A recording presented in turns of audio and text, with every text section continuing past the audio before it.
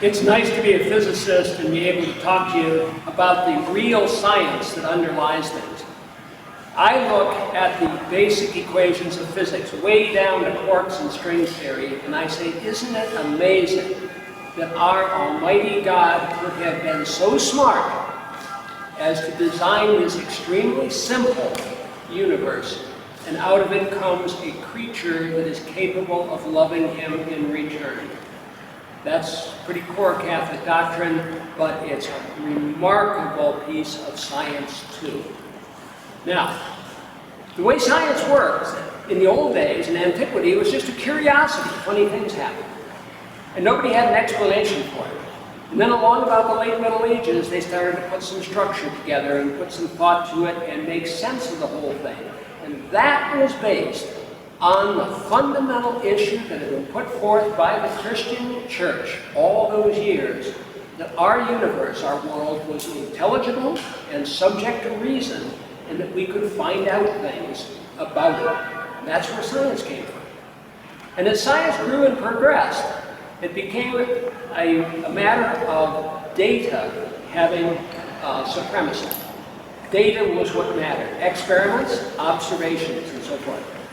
Theory is mankind's attempt, with reason, to make some sense out of the data. But the arbiter of science, the criteria, that's data. And to this very day, that still holds as a cornerstone of science. That whatever theory you may have, however smart you are, whatever your name is, wherever you come from, you can have all kinds of theories, but if it doesn't agree with the data, it's wrong. Now, on the slide over here, we have real data. The jiggly stuff is the temperature over the last 16, 18 years or so. It wiggles only in the sense that that's a very delicate scale. It's less than 1 degree C from bottom to top. So the temperature has been wiggling within a single degree C all that time.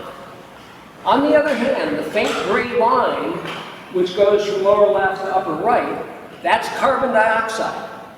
And it's been going up steadily and steadily and steadily. Since the beginning of the Industrial Revolution, carbon dioxide has gone from about 280 parts per million to 400 parts per million today. And yet, these obviously have nothing to do with each other. These are completely independent data sets. Now, the theorists who make global models that run on big computing machines, supercomputers, and all that are so profound and so expensive, by the way, have built into them the idea that carbon dioxide is going to cause the temperature to rise. And as a result, the models predicting temperature are indeed going up a lot, rather like the way CO2 is going up on this chart. But the data isn't going anywhere. The data is what we always come back to as scientists. We must stick with the data. And what the data shows is that there is no increase in temperature caused by carbon dioxide. The computer models just simply aren't correct. They need refinement. They need a whole lot more work.